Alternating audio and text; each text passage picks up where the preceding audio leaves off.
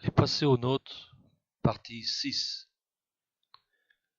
Les Passéonautes étaient de retour dans l'atelier de Papy. Une réunion avait été programmée entre tous les membres de la demi-famille. Bien entendu, René n'y était pas convié.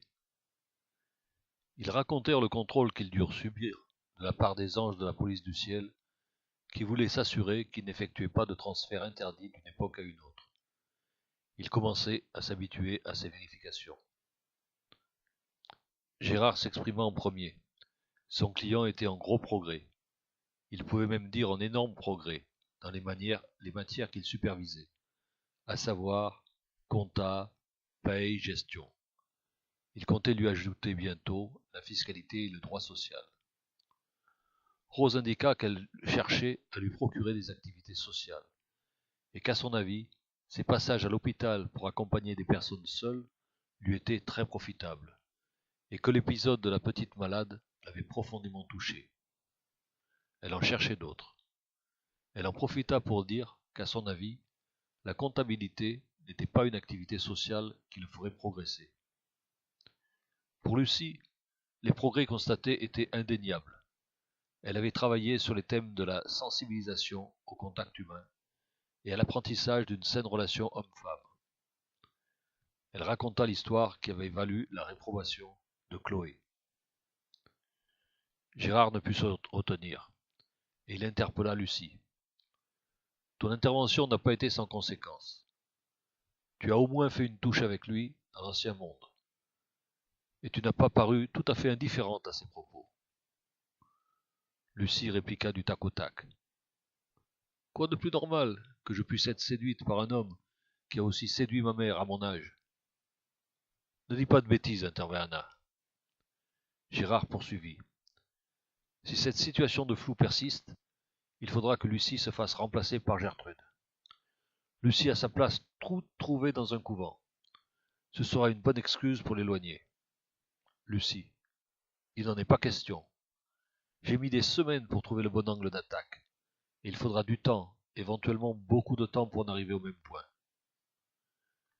Gertrude à Gérard. C'est parce que tu me considères comme un boudin, incapable de séduire quelqu'un, que tu m'attribues le rôle de roue de secours? Je plaisante. Lucie fait un excellent boulot.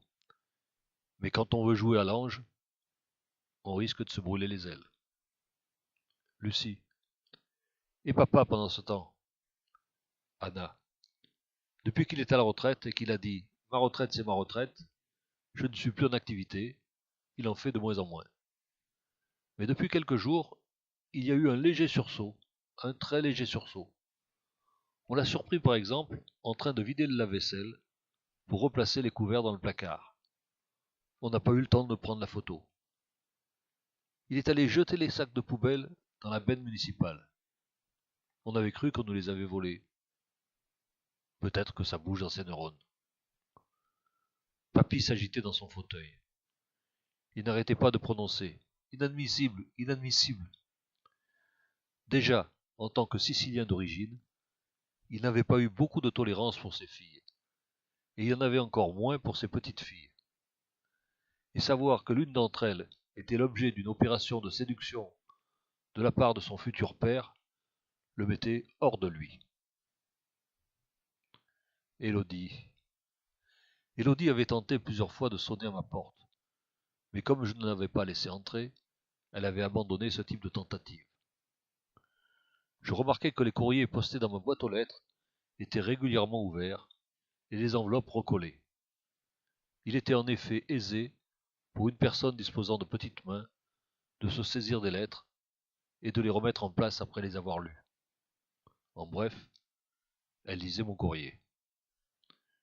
J'avais de plus une impression constante d'être suivi. Pour m'en assurer, je multipliais les pièges, entrant précipitamment dans un magasin après avoir dépassé l'angle d'une rue. Je finis par me rendre compte que ce n'était pas Élodie, mais une autre femme qui me suivait. La prenant à mon tour en filature, elle me conduisit tout droit à l'appartement d'Élodie. Je savais donc à quoi m'en tenir. La cousine. Une de mes cousines était de passage à Aix, Je lui demandai donc de me rendre un service, ce qu'elle accepta. Lors de notre réunion suivante, organisée à la terrasse d'un glacier du cours Mirabeau, j'arrivai en retard, tenant ostensiblement ma cousine par la taille. Je la présentai comme étant ma nouvelle amie. À peine avions-nous eu le temps de nous asseoir, qu'Élodie se mit à rire, un rire sonore qui devait s'entendre à 100 mètres à la ronde. Tu as raclé les fonds de tiroir. Tu en es réduit à taper dans ta famille. J'ai reconnu ta cousine. Ta mère m'a montré les photos. Elle n'est vraiment pas super, mais elle est quand même mieux que sur les photos. Élodie et la cousine se défiaient, et il fallut les séparer. J'en profitai pour quitter le groupe, emportant cette dernière avec moi. Et il fallait que j'admette que ma propre mère était passée à son tour du côté de l'ennemi. Un soir, alors que notre groupe d'amis avait rendez-vous dans une brasserie du Gros Mirabeau, toujours la même, je me rendis compte que j'étais très en avance. Aussi, je m'assis sur un banc en attendant.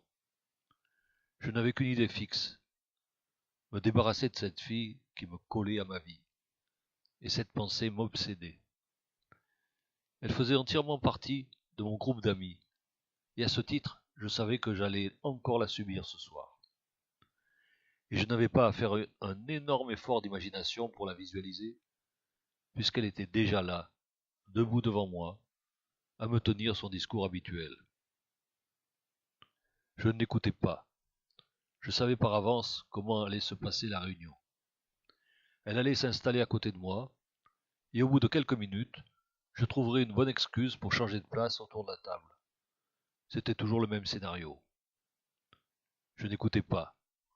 Elle gesticulait devant moi quand une détonation retentit.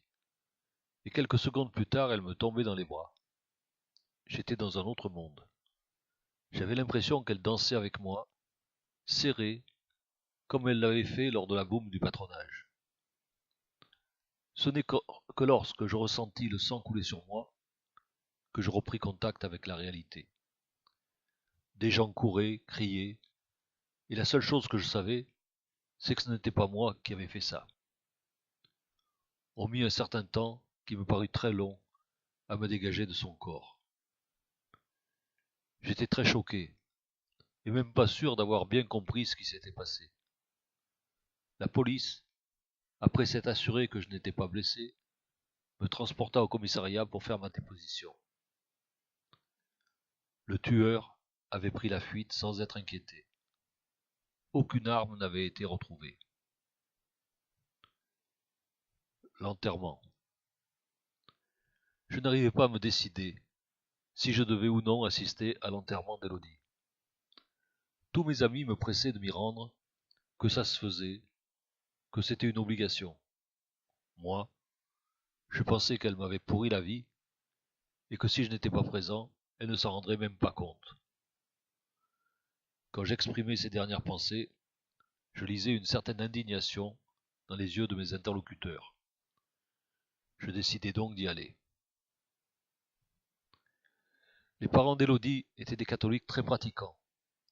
Ils étaient entourés de leurs nombreuses familles. La famille du beau gosse était en nombre, juste derrière. Mes amis et moi formions le troisième groupe. À l'église, je m'étais assis au dernier rang pour ne pas me faire remarquer, et on était sorti avant la fin de la messe. Dans le cimetière, j'étais resté discret et en retrait. À la fin de la cérémonie, alors que nous allions repartir, le beau gosse me prit à partie. Il m'accusait d'avoir tué, ou fait tuer, Élodie, sa petite amie. Il sortit une arme de son sac et la pointa sur moi. J'allais tenter de m'enfuir quand une détonation retentit, et le beau gosse s'effondra. Je pensai immédiatement que pour lui au moins, je pourrais me dispenser d'assister à son enterrement. On ne voyait personne du côté d'où provenaient les coups de feu. Deux petites vieilles qui nettoyaient les tombes s'éloignaient de nous. L'une des deux semblait boiter. Un des sbires, du père du beau gosse, se précipita et les rattrapa. Il fouilla leur sac à main. Elle portait un seau, des fleurs séchées. Elle n'avait rien vu, rien entendu. Il les laissa partir et se précipita pour faire le tour des tombes, afin de s'assurer que personne ne s'y cachait. Dépité, bredouille, il retourna sur le lieu de drame. Les 3 familles se toisaient, mais tout était choqué. La police arriva enfin. Je me retrouvai une fois de plus transporté par un véhicule de police pour y faire ma déposition. Le tueur n'avait pas non plus été identifié.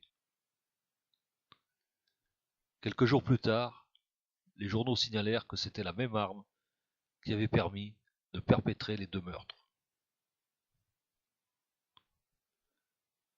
Les boules noires. René se promenait dans le jardin, les mains dans les poches, comme d'habitude, quand il perçut quelque chose de bizarre. Une dizaine de grosses boules noires avançaient en procession, sortant du bureau de papy et se dirigeant vers le portail. René, bravement, se saisit d'une pelle qui traînait dans le jardin et s'en servit pour les frapper de toutes ses forces. À chaque coup, il aplatissait une boule qui cessait d'avancer. Quand il les eut toutes détruites, il pénétra dans le bureau de papy, dont l'accès lui était personnellement interdit. Une dernière boule sortait de la machine. Il la frappa à son tour et s'approcha de l'appareil. A priori, ce dernier n'était pas en service, mais l'écran de contrôle était éclairé. René prit la décision de le mettre hors service. Ensuite, enfilant des gants, il entreprit de les placer dans de gros sacs poubelles en plastique. Quand papy fut de retour, il commença par se mettre en colère, car René avait outrepassé ses autorisations, et papy n'oublia pas de lui rappeler qu'il n'était pas chez lui. Après avoir reçu toutes les explications et vu les restes des boules noires, papy dut se rendre à l'évidence. Pour une fois, René avait pris la bonne initiative. Maintenant, restait à savoir comment il convenait de traiter nos nouveaux déchets. Papy eut une idée qu'il n'exprima naturellement pas à René. Il allait se transférer pour effectuer un essai, et il en profiterait pour demander aux anges de la police du ciel, qui ne manqueraient pas de l'intercepter, ce qu'il fallait faire des boules noires. Aussitôt dit, aussitôt fait, comme cela se dit dans les contes pour enfants. Les anges lui rappelèrent qu'il était strictement interdit de se débarrasser de quoi que ce soit dans le temps. Le temps n'est pas une poubelle, répétait-il. Quant aux boules noires, c'était une espèce inoffensive, qu'il était bien entendu interdit de détruire. Elles se trouvaient un peu partout dans les interstices du temps, et elles se déplaçaient surtout quand les variations de temps étaient faibles, voire nulles. Papy en profita pour leur demander s'il y avait d'autres expériences que la sienne de voyage dans le temps. L'ange répondit qu'à ce jour sur la Terre, il était le seul, mais qu'il existait des êtres venus d'une autre planète, qu'il explorait pacifiquement depuis plusieurs centaines d'années.